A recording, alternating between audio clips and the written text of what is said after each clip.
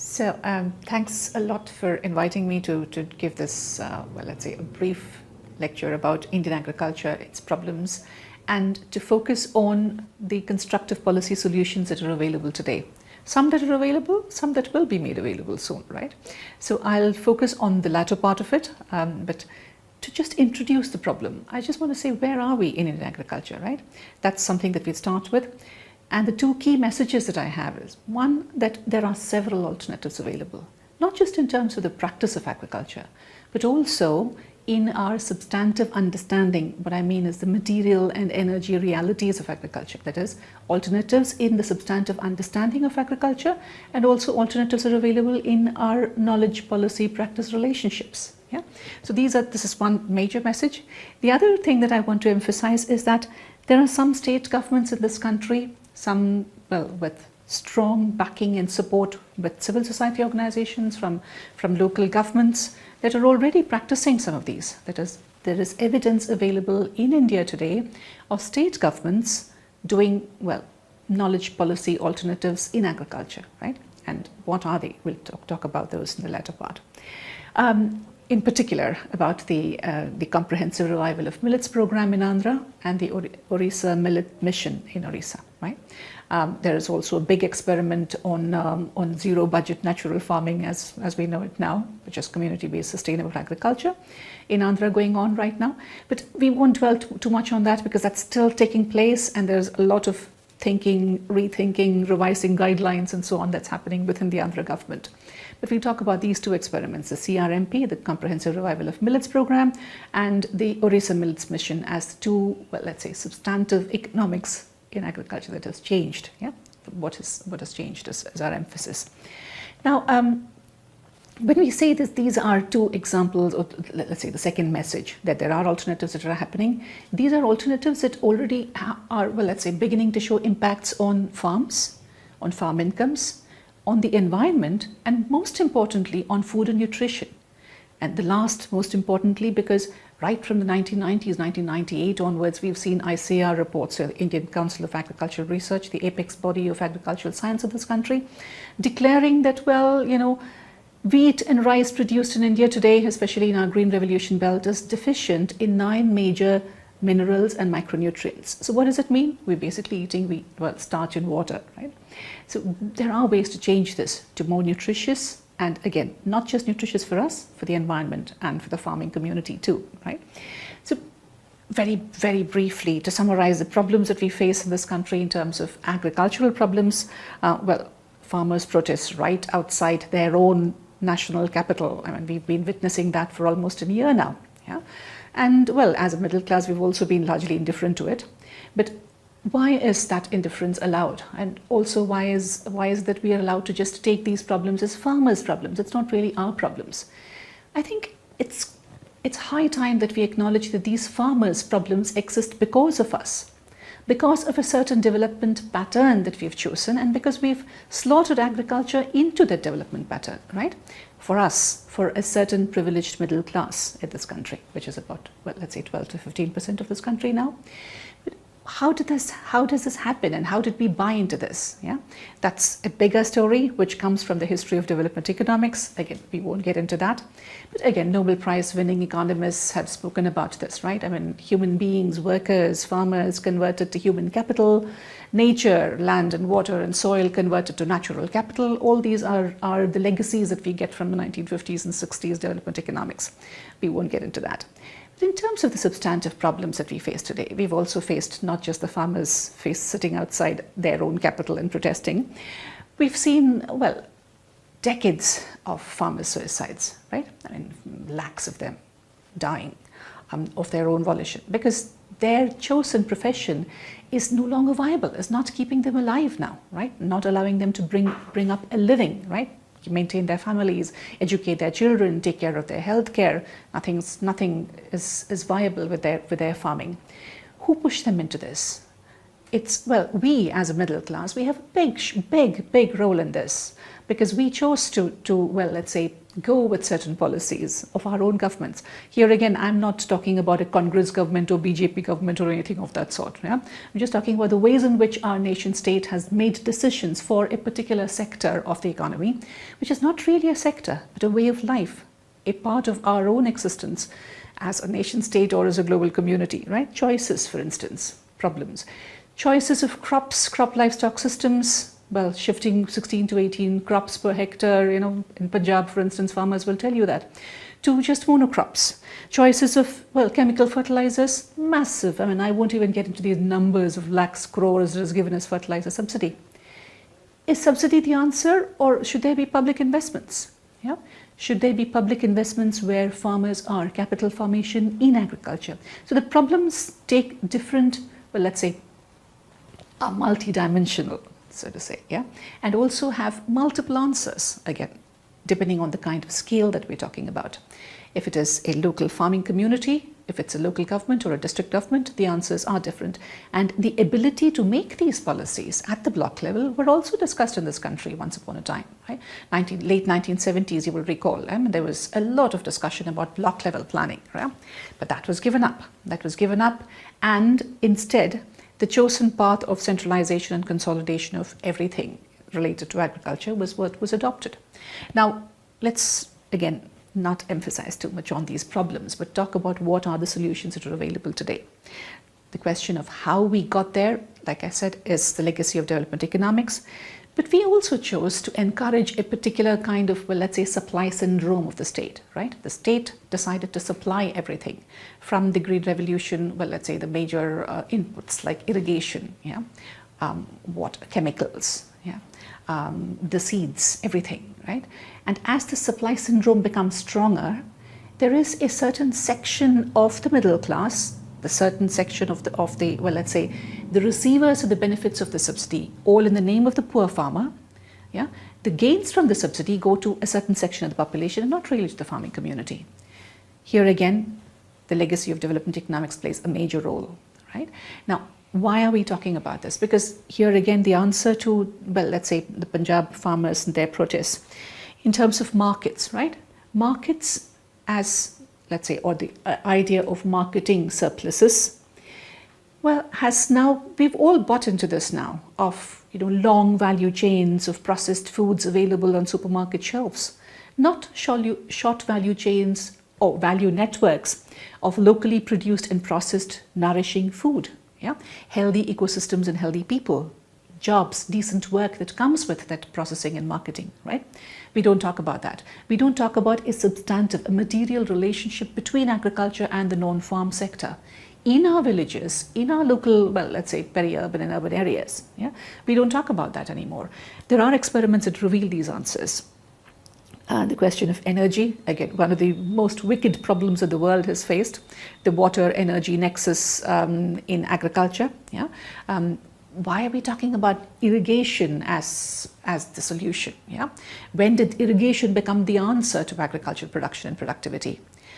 Because all along, right from the time when we settled down as, from hunter-gatherers to well, let's say, settled farming communities, we chose riverbeds because, or river basins, because they were moist, that there was soil moisture available. Yeah? The supply of water as a precondition to agriculture is actually a well, let's say, early 20th century, mid 20th century answer. And it becomes the answer for, of course, the Green Revolution, right? And again, let's remember that the Green Revolution, though it's now identified with the high-yielding variety seed and all the revolutionary jump and all that in yields, the Green Revolution actually starts with irrigation and chemicals, or in other words, with chemicals and irrigation, so that the crop wouldn't die because of the application of chemicals. The chemicals are a legacy of the Second World War surpluses that were available in the developed world, which had to be taken somewhere, right? The technology to develop this was available. You had to take these chemicals somewhere. Of course, the Fritz process and the production of nitrogen and so on. Well, even in the pre-independence period, one of the focuses of the 1930s was the fertilizer committee, right? To invest in fertilizer, because by the 1930s, fertilizer production had become the norm, that people could actually produce, as Einstein says, pull nitrogen out of thin air, right? We could do that. So we had to invest in those. Now, what are we saying here? That the legacy of development economics that we spoke about a little while ago is something that is built on, it's an ex post theorization of what was successful in the West, in the developed countries. Yeah? So that is, they could produce this, that they could do this, and for them, industrial growth was leading up to economic growth and development. And therefore, the rest of the world also had to follow catch-up theories. That's what we should do. Yeah? That we should catch up with the West, invest in agriculture so that agriculture will lead to development through industrialization. So industrial agriculture therefore becomes a norm for all these newly independent developing countries. Yeah? Classified as developing, a subjective identity given to us already. Yeah? The answers to these today that come from our state governments, yeah? Where our state governments are now, I mean, some of them are investing differently, are thinking differently, are drawing up new guidelines. Yeah? What are these answers? Well, let's very briefly, I mean, I just speak about two major successes. Yeah, one is the Andhra, like I said, the Andhra comprehensive revival of millets program. The other is the Orissa Millets program. Like I said, if you look at them now, I mean, Union government, Niti Aayog last year, 2020, and of course recently also celebrated the Orissa Millet Mission and its success. Yeah, they want to formulate a national millets policy. That may not be the right answer. Yeah, we have to think about it. What is a policy? A policy has several components, right? The major component is the goal. What do we want? Why do we want a national millets policy? Because maybe rice and wheat is not nutritious now. Yeah, but should we all then consume millets? We've always been a subcontinent that's consumed a diversity of staples, right? Right from the staples like jackfruit, raw jackfruit, tapioca, which is consumed as a staple diet along with, let's say, fish or beef or any of these, well, additives that go with it. I mean, there was a food culture, there was a diverse food culture that existed in the subcontinent, which is gradually wiped out by the rice and wheat revolution, right? Rice and wheat, the focus of everything, ranging from the price support policies of the state to public distribution systems, to input supplies, to technologies generated for these, yeah, for these two commodities, rice and wheat. There's a whole, well, let's say, revamping, like I said, a centralization and consolidation of the agricultural science and policy segments of our polity, right? Of our governance mechanisms. So there is one goal and there is a set of policy instruments chosen. So there's a policy goal of food security, a set of policy instruments that are chosen for these, and a set of implementation practices. As Arun Ghosh writes in the late 1980s, 89, yeah, when actually India had a choice to turn towards decentralized, localized systems of production and consumption, or to turn towards globalized, liberalized production and consumption. We chose the latter, of course. But he says that centralization and consolidation has actually suffocated four of the most leading sectors in this country: agriculture, rural development, health, and education. We are still there. Punjab farmers are still crying to the union government. Why can't the Punjab government do what Orissa government is doing? Yeah? Why doesn't the answer come there? Because of this massive set of subsidies that sustain that system, right? Orissa, thankfully, is not that dependent on subsidies as Punjab is. How can we convert these into public investments is the question we should ask today. And there lies our answer. The answer for, well, let's say, Orissa Millet Mission, that the Orissa Millet Mission, the comprehensive revival of millet programs, shows us is not just about policies and policy instruments, a policy goal and a set of policy instruments, but it's also about a revival of localized, that is, local economies and local food cultures. It draws upon a set of, well, civil society experiences and also a shared pain that comes from being in rain-fed agriculture, of living with and learning from the variabilities of rain-fed agriculture.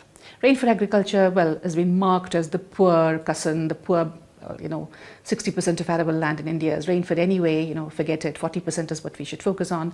But rain-fed agriculture produces a massive amount of and diversity of commodities. Almost all our livestock. I mean, there's such a diversity of rain-fed agriculture systems in this country. It's a gold mine that will help us survive and prosper given climate change, given the kind of nutrition crisis that we're going through now. How do we get there? What are the answers? The answers that Orissa Millet Mission show us today, with, well, a whole range of local technology choices. And when I say local, it is specifically the block level that we're talking about. The experiment that failed in the late 1970s, right? The block level experimentation, choice of local technologies given to communities through what they call lead facilitation agencies, that is lead technical agencies. There are leading NGOs, you take it MSSRF, Pradhan, Vasan, there are leading, well, civil society organizations working with the Orissa government to enable this. To identify, well, the local technologies that will actually feed into the local ecosystem and local work, employment that will come with the local technologies. Recall Amulya Reddy, right, 1970s, talking about how will India move out of this, what we call capital using technologies, and labor saving, to more labor using and capital saving. Let's invest, not too much of capital in that, not too much money in infrastructure, but let's create what Amulya Reddy didn't say was what Georges Kirogen had said almost at the same time. Again, let's remember Georges Kirogen is somebody who came to India, saw India's work, who learned from India, and speaks about, well, the energy and economic myth. That is, it's not just a question of, well, a circular flow of money, but the ways in which matter and energy are used at a particular pace, again, keeping in mind the quantity and quality transformations that the system goes through, but also keeping in mind that we have to minimize the loss of matter and energy in the system. Now, I'm not saying that the Orissa government has planned block level planning according to what Georges Kirogen said. That's not what we're saying. But what we're saying is that the theoretical and empirical, demands for these came much earlier, the 1970s, with the oil crisis, We never took those seriously because we were comfortable with fossil fuels. Now, with demands to leave fossil fuels underground and all these, we need to think about what the alternatives are in terms of theory, policy choices, implementation mechanisms, all leading up to, a particular metabolism of the local economy, which will sustain, decent work, like I said, employment, a decent income for farm and non-farm actors, and extremely good, that is low entropy, a minimal loss of matter and energy in both farm and non-farm sectors. Now, this is something that the Orissa government has shown with its Orissa Millet Mission. A lot of work needs to be done on that. What we also see with the Comprehensive Revival of Millets program is, like I said, the legacy of civil society organizations. Let me just very briefly talk about what does this food culture thing mean. It's not just about gung-ho nationalism or national food or something like that, not that. But a local food culture is also related to the local inequality that people see. The Deccan Development Society, one of the pioneers in leading this millets-based state nutrition programs, which is the Orissa Millet program in Orissa. Deccan Development Society speaks about millets through what they call MINI, that is women's networks of millet-based learning together. Not just about millet production, but about millet processing, consumption, its nutrients, other crops that go along with it, women who make videos, women who talk to each other, women who also save seeds and encourage people to cultivate these seeds, buy them. They hold local biodiversity festivals. Big events in the subcontinent, not really reported by our media, but these are big things. One of the things that really strikes me as crucial in this local food cultures, as the basis of the science and technology that changes in millet production, is the naming of millets as Dalit Crops. P.V. Satish, who heads Deccan Development Society, calls them Dalit Crops, not just as the mainstream would see it as something that is denigrated, but as to be something that we should be proud of, that we should be happy about. That here are certain crops that have thrived and done well despite the legacy of, pushing them down through, theorized and, empirically researched development economics of agricultural development, despite the state's policies being about supplying other things, that are not suitable for millet production, that want millets to be replaced by rice and wheat, which did happen in a big way in these two states, in Andhra and in Orissa. But the Revival of Millets program, building on local food cultures, brings back these crops as robust, resilient, and also highly nutritious, locally adapted, proud of and owning local food cultures through a system of engaging with local ecosystems. So when we talk about the, well, let's say, the precarity and risk of rainfed agriculture, like I said, it brought together a lot of people. I mean, you have journalists, I mean, writing academic works on everyone loves a drought, right? I mean, that is, everybody gains from a drought. Everybody, as in people like us, right? It's not the farmers. So we've had people from, well, let's say, different walks of life engaging with this precarity and risk of rainfed agriculture. But the real answers to it, that is the substantive problems and the identification of some solutions to it, happen in the 1980s, 90s, when people start talking about it, when people start, well, civil society organizations and their engagement. I'm talking in particular about a large group of civil society organizations working on rainfed agriculture get together in a Ford Foundation. He was funded program called the Revitalization of Rainfed Agriculture Network, yeah, the RRA network. And they articulate this as a problem that has to do with multiple dimensions. It's not just a question of production technology. It's not a question of getting them more subsidies. Yeah, it's not a question of giving them, well, let's say, an income, a guaranteed income or something. It's a question of multiple dimensions. Yeah, and how do we address that? Now that has to be addressed through the state governments. It's not just a civil society organization or a bunch of civil society actors who can do this alone. Now the dialogue for that again starts in, well, the early 2000s. 2013-14, the Central Research Institute of Dryland Agriculture, again a pioneering research institute in the dryland agriculture domain, talks about, well, not just rainfed agriculture, irrigated agriculture as two distinct domains, but about agriculture itself as a sector that is getting more and more vulnerable, open to climate change, I mean, like left open, defenseless. Yeah, what are the capacities that are needed? They say, well, it's local capacities. Yeah, the government launches a program called NICRA, which is about, well, climate adaptation, research for climate adaptation at the local level, at the district and block level. How do you do that? Several, well, let's say, actors converge around this problem of rainfed agriculture and again of agriculture in general. Well, around the 2010s, 2010, 12, 13, I mean, there are these debates that are happening. By 2016, both the comprehensive revival of millet programs in Andhra and the Orissa Millet Mission, before formulation, of course, 2015-16, you see several dialogues, several consultations between civil society organizations and local governments and the state government organizations, with some participation from the agricultural sciences also, right?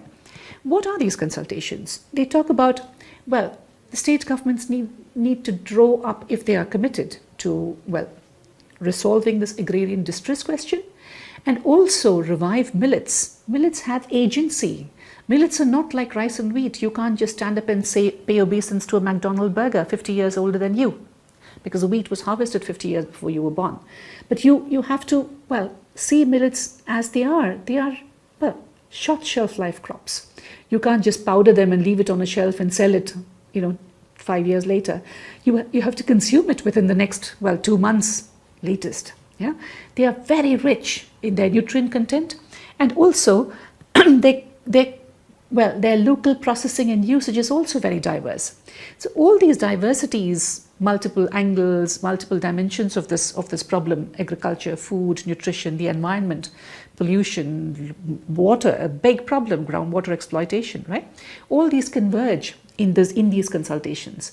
What emerges is the identification of, well, what later becomes 4 verticals in the program, in these two state government programs, or policy changes, as we want to call it now, which is basically about 4 components that the state needs to revise its guidelines and approach to helping these 4 components. One is production, of course, local producers of millets in all the diversity that they want to produce it in, that they are used to producing it in. We are not going to tell them about, you can produce a monocrop of ragi, you can't produce anything else. If they want to produce ragi with pearl millet, go ahead. If they want to produce ragi with, arhar, that is pigeon pea, go ahead, do it.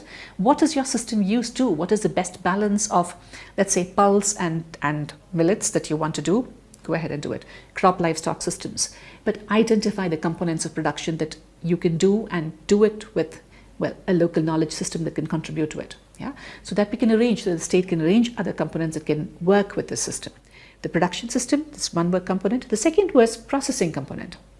We're not going to buy these in bulk and send it to, well, rice mills or, processing, but local processing, ensuring that women in the local areas especially get processing facilities, that they can, again, you can't do bulk processing of millets like you do for rice, because millets are a set of diverse crops. You can't do the same, well, let's say hulling process for these kinds of small grained, foxtail millet or barnyard millet or ragi. You have to have a different kind of processing system. How do you do that? What are the kind of machines? Strangely, they discover that, well, all our agricultural engineering efforts thus far haven't really produced machines to process millets. Yeah. So they work on these, they invest in these. The dialogue with, well, the Central Food Technology Research Institute, the Central Institute of Agricultural Engineering, they all come on board to talk about this, to help them, well, build the right kind of small machines that can work with women. It's not that, again, we're not talking about, well, a Luddite transformation or anything, right? I mean, we're talking about where women can work with these equipments, work on processing for what? For local value networks, not the long value chains, right? There is a thinking about this already. The third, so that is production, processing, marketing and consumption are the other two components. We'll get to that in a bit. But since we're talking about agriculture in particular, let's just talk about these two, that is the production and processing. But marketing is important because we're not just selling, let's say, bulk commodities like a huge mandi, yeah? But we're talking about local marketing and, again, local, that is sale and purchase of commodities.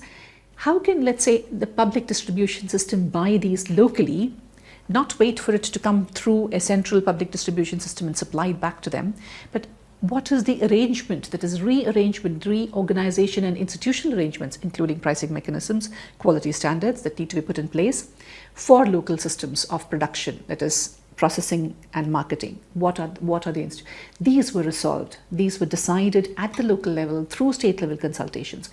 It didn't come easy. Yeah, a lot of it was built on, well, what we call, well, free supply of knowledge and inputs coming from, well, civil society, academics, people who are interested in this, people who are committed to nutrition, like I mentioned, Satish in Deccan Development Society, this lady called Salome Yeshudas, one of the, brilliant exponents of nutritious recipes with local foods, not just millets, collected foods, forest foods, wild grass. We eat a diversity of these consumption systems that exist around us. We've not always just eaten cabbages and cauliflowers, right? We've eaten all of this, and that's how we've formed our local diets.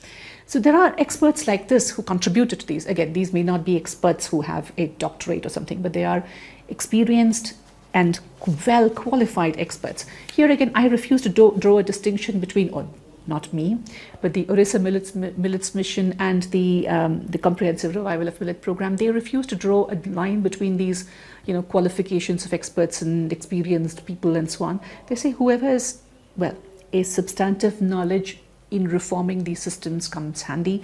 They are the people we need, and we will encourage them to contribute to this. That makes a big difference to the participation of local knowledge, not as participation in my agenda that I'm taking to them, but in their agenda, that is in the local farmers' agenda. In one district, for instance, in Raigada, there are documented evidence of about 6 or 7 different types of consumption of the same millet. We're talking about ragi or foxtail millet, right? Why are these different? Depending on the edaphic factors, depending on the kind of, well, let's say sunlight that you get in different parts of the hills. Yeah. How do you process it? How do you dry it? How does, well, let's say the husk get used? Why are these local systems important? Because we know that there will be a set of changes that will happen now with climate change, and also in the past how these systems have been erased. This is a right time, this is the right opportunity, and Orissa Millet to revive these. And these two programs, as well, one as a sponsored program within a state, the CRMP in Andhra, but the other as a mission that's launched by the state government and supported by the state government. Both, well, they reimagine policy guidelines. They put together policy guidelines with well, not just the state government and its line departments getting a new role, but civil society organizations. For instance, civil society organizations play a role. WASAN, the Watershed Services and Support Network, they become the program secretariat for the Orissa Millet Mission, right? Now, how does it happen? That is, they would work with, well, one, implementation, not just as tail and implementers, facilitation agencies, but as contributing to the program guidelines themselves. Also conducting research with the government, so that the state is a learning entity. We don't see the state like that anymore. Yeah? We see the union government and its supply syndrome. We don't see this, that the subnational policy makers who are emerging are learning entities, and they learn with and from the local populations. It's a complete transformation of the knowledge policy engagement that we've seen ever since the 1963, Ralph Cummings recommended, centralized line of authority and control, 1963, which the ICAR, of course, implements fully, wholeheartedly. That centralized line of authority and control, which is needed for the implementation of irrigation, chemical-intensive production of wheat at that point. Rice comes in later. Fine. This is a complete transformation with subnational policy actors that is happening today, right? How do we learn from that? The second role that the civil society organizations play, again, not just out of the blue, but with consultation with the government and the local populations, is, work as facilitation agencies. I mentioned very briefly what this was, right? But a facilitation agency is not just, let's say, anybody who can just walk in there and become a facilitation agency. Like I have a bag of fertilizers, or I'm selling a bag of anything ranging from toothpaste to jewels to you know all these little selling units, the same way that they operate with agricultural technology or any commodity. Yeah, it could be toothpaste, anything that you sell, right? The engagement of the facilitation agency with the local population, you have to prove it to the state government. You have to say that I have worked in these blocks, in these districts, that our organization has experience with, that this is our knowledge base of this particular block. The state government has to accept it. And that is not done as one little project document that has been supplied. We've seen, district level planning documents where the first page has been removed and the inner content is all the same, including the names of the districts, right? So we've seen several experiments like this that have not worked. But in this case, you have to prove to the government. You have to make a presentation to the government saying, not just the government, other civil society organizations who are also your, maybe local contributors, local collaborators, local competitors, but they will all listen to your expertise, your knowledge of your engagement with, most importantly, your democratic engagement with the local population, right? Now that is, you get your facilitation agency, approval from the government. But the third tier, or the third crucial part of this, is how you take that. That is how, as in the ways of working, the institutionalization of this facilitation agency. The guidelines for that, for civil society organizations and local governments, specifically says that it's not just that you go out there and you implement something for the government. No. You will engage with other community-based organizations. For instance, if there is, let's say, a community women's organization that is involved in producing, let's say, ragi laddus, right? Let's assume. Or there is a farmers organization that is involved in breeding local cattle. Yeah. It could be the Turpu cattle in Tamil Nadu, or Gujarat cattle, Kankraj, or the Bunny buffalo, whatever. You could have a local breed in Orissa. It could be any of these community-based organizations, but you have to bring them on board. You have to dialogue with them, get them to understand that what we're doing now is only going to strengthen our hands. We're not eating into your territory. Because again, let's face it, community-based organizations can also be very parochial and very narrow-minded and very difficult to handle. But these what they call lead facilitation agencies are not just agencies who are just going out there to implement a set of technologies. They are there to learn from and with the local populations. And the key strength that they have there is actually, the ability to work with these organizations. Farmer producer organizations is another new thing that has come up. Yeah? So many of them have actually enabled the establishment of FPOs, but not just as FPOs as do anything and everything, but FPOs that engage with millets, right? So what they institutionalize in the process is feedback loops. Feedback loops where farmers, civil society organizations, and the state are part of regular consultations. It's not just an annual report. The way of reporting institutionalization and learning is extremely different, almost totally opposed to what we have in the line departments today, right? Now, these guidelines that come up are guidelines or the principles of these guidelines, not the exact format. Yeah, you probably don't need one tier in let's say in Shimla or in the hills where there is, well, probably a different structure, yeah, of the lie of the land, water, whatever. Yeah, so you probably have a local cultural actor like the local devta in Himachal, yeah, who probably won't be very different from the local NGO in the institutionalization capacities. But what you can do is to institutionalize these principles, these lessons learned in other states. Why aren't we doing it? Yeah, there is a major concern today that this, especially in Orissa, with the Orissa Millet Mission, I have declared it a success today. Yes, it is a success. The union government is saying that we should have a national millets policy. We should do the same thing, distribute linkages with local state nutrition program, that is the Anganwadi system, the ICDS. They are all supplying locally grown, locally produced, processed and marketed, well, ragi, foxtail millet, barnyard millet, porso, I mean, all these. Yeah. Now, if we can't take the, well, let's say this local linkage around in the same way to other states, we should ask what the problem is, right? If the other states are not already learning from this, the problem is actually the supply syndrome that the union government has institutionalized, right? There is a massive, who gains from the lakhs crores of fertilizer subsidy? Who gains from the lakhs crores of irrigation subsidies? Irrigation, not as canal irrigation. The last canal irrigation engineers have almost retired now. Nobody has been re-employed there. What you have now is what we call irrigation equipment suppliers. Yeah, so irrigation equipment, water saving, in the name of, well, let's say water saving technologies, there is a lot of centralized, subsidized equipment supply. So when we talk about, well, the lessons that we can learn from this, well, let's say redesigning the program guidelines, creating a new millet mission, yeah, there's this big question of should it be in the mission mode, like and also ran along with mainstream agriculture? Because of course, I mean, you know that Sambalpur and these major, well, let's say in Orissa, the rice producing tracts are still, I mean, guzzling the largest amount of fertilizer use per hectare in the country, right? So we're talking about systems that have not completely shifted to sustainable agriculture, or, well, the state itself has not changed its entire policy towards sustainable millets production or any crop production.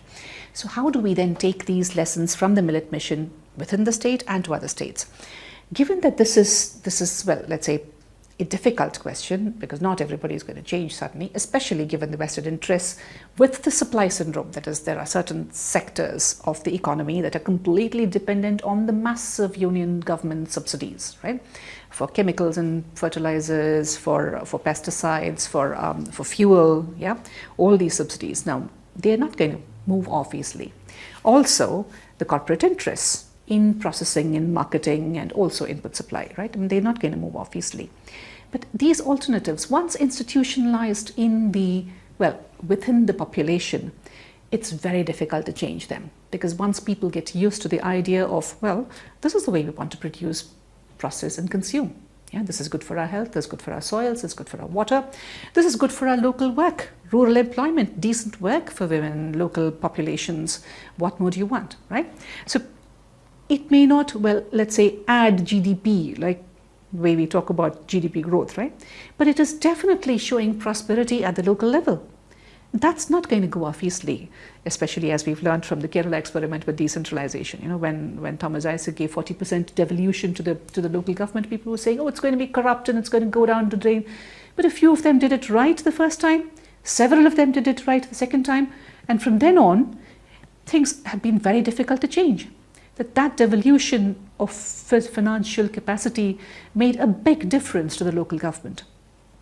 It's a similar institutionalization and enculturation of this deliberative democratic engagement of knowledge and policy that we will see once this, well, lessons of this become visible to the world. Yeah?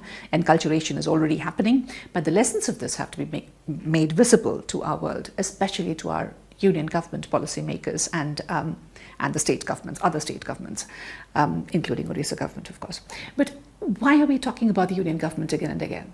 Let's face it, if it were not for one small innovation, perhaps the only innovation that our planning system has done in the past, well, about 50 years, yeah, is the RKVY, the Rashtriya Krishi Vikas Yojana, which gave like I said, Arun Ghosh's critique, right, in the late 1980s, that centralization has killed 4 sectors.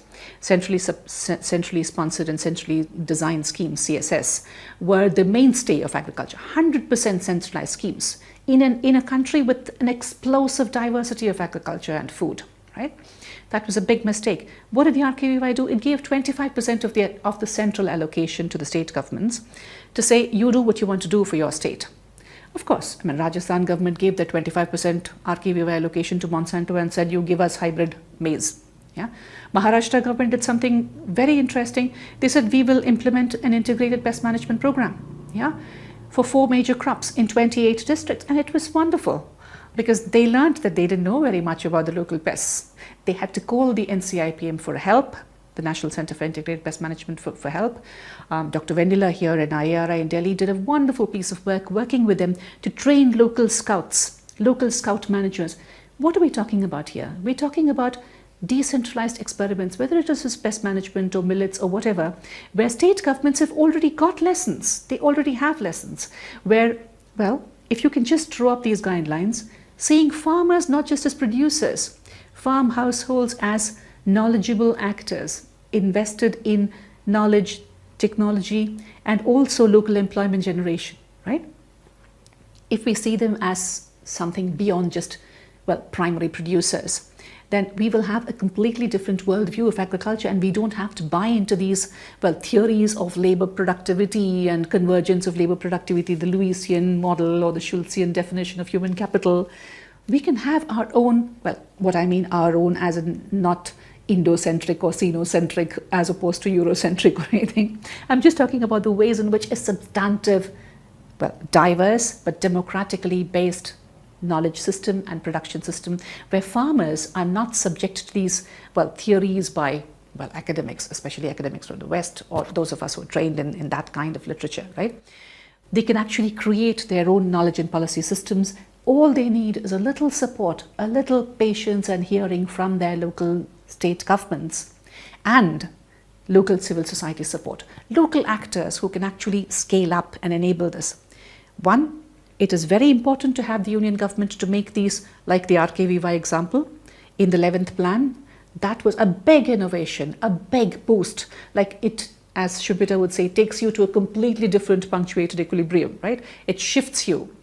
That's what the RKVY does. It gave the states the capacity to do something different, gave them the money, put the money where your mouth is.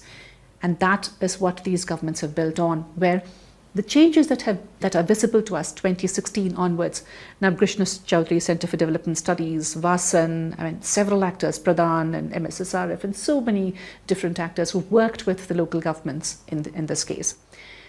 Why are we again talking about our difficulty to learn from these policy experiments? Yeah, we have to think about this and talk about this as well, third world agriculture, what Hobsbawm calls the last bastion of the peasantry, right? We are still holding out, thankfully, against the new fundamentals of growth that have been imposed on us since the 1950s. Truman's, we will bring you prosperity, we will bring you, income growth. There'll be a little pain, but you have to adjust to it, right? 1949. We've all been tutored in that. Here's an example, here's a great lesson that we can learn. Fundamental transformations. People keep accusing me of talking about, oh, such fundamental changes, you're just dreaming.